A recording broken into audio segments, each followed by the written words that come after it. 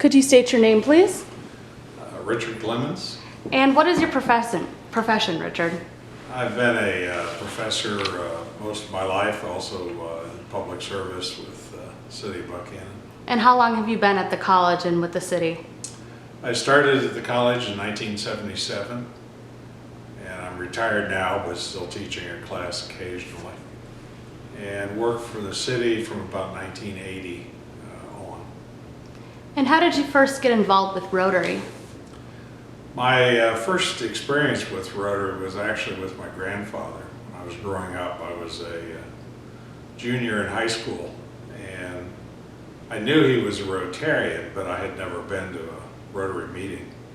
And what they did would be to take a small group of students from our high school to a Rotary meeting every once in a while, and I was picked and actually sat with my grandfather at a big they had pretty formal meetings back then, and a big formal meeting in Mansfield, Ohio, which is where I grew up. And they probably had 60 or 70 members at their meetings, all coat and tie, and pretty formal, big hotel. And who was your sponsor at the Buckhannon Rotary? A fellow at the college who's passed away now, but Dr. Joe Mao. He was a philosophy professor, and we had struck up a friendship early on, and he encouraged me to join. And one of the things I enjoyed about Rotary was at the time I was a single parent, so I didn't have evenings or other times that were very convenient, and Rotary met at noon. And so I was eager to join and become a Rotarian. And have you sponsored anyone through the Buckhannon Rotary? Yes, I have. It's been a number of years ago now, but you know, that's a good process to go through and get new individuals involved. So do you remember your first Rotary meeting at Buckhannon? I do. We met on the third floor of what's now the C.J. Maggie building. Mm-hmm. Long flight of steps. Again, relatively formal meetings. They were different times.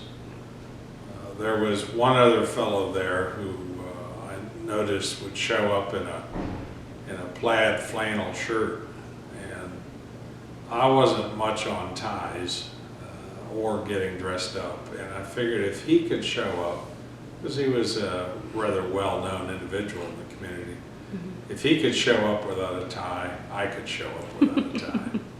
And I did.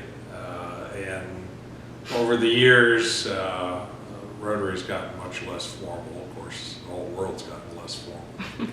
Okay. What are some of your favorite memories with Rotary over the years?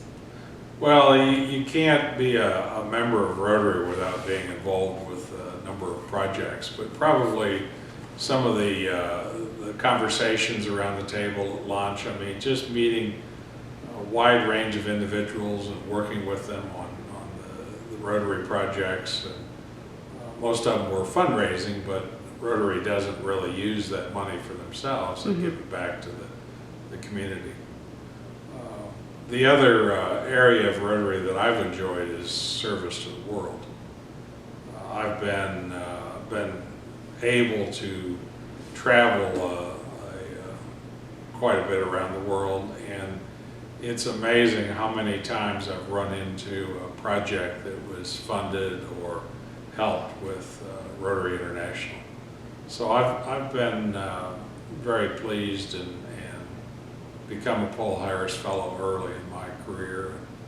Found the whole association with Rotary to be very, very meaningful in my life. And how long have you been a member of Rotary? Well, joined in 1977, so it's in Buckhannon. In Buckhannon. Okay. It's been a long time, and what a very, very interesting time. So there's only a few individuals there that have been members longer than I have. So back then they didn't accept women at the time, did they? No, they certainly didn't. It was strictly a men's club. They were much more restrictive in terms of membership, who could join, and the types of individuals.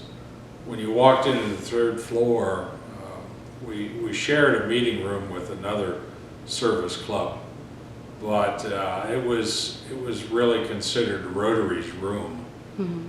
And we had, as you walked in, we had pictures, 8 by 10 photographs, each one framed individually, would line the wall of every president since the very beginning. Mm-hmm. In fact, I know we still have those photographs, and it was kind of a tradition to walk in and see all the folks that had been members over the years. So, be honest here, what was your opinion on women joining Rotary? Be honest? Well, I wasn't terribly, not strong emotions one way or the other, but I would definitely say there was a lot of conversation at the time.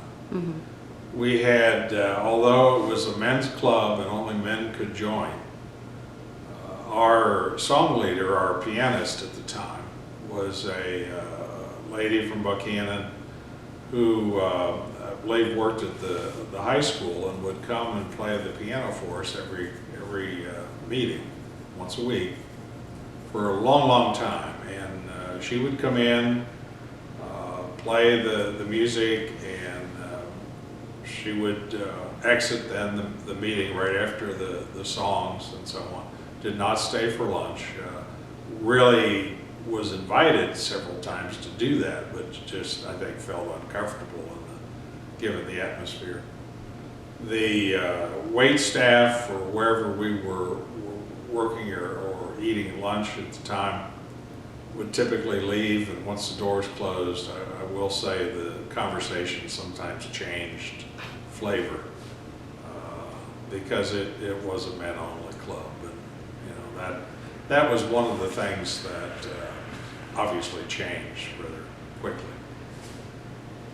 So what advice do you have for anyone interested in becoming a Rotarian? Well, it's probably not for everyone. It does not require a lot of time, but Rotary is much more than a place to have lunch. And unfortunately, today, everybody is so busy and so much in a hurry. One of the things I did in my college schedule, of course, I had the opportunity to do that at college, was I set aside a block of time, not an hour for a meeting, but 2 hours for the meeting. And I was involved with helping set up and clean up and, just various events over the time period, been involved with the technology side of it as well, making sure the equipment worked. And, you gotta give, and you gotta give some time in order to get back as well. And then the other side is the giving to the foundation or to the projects that are going on. It's really an opportunity to serve the world and not just be involved in Buckhannon and local area. All right. Well, thank you so much for your time today, Rich. I appreciate it. Thank you.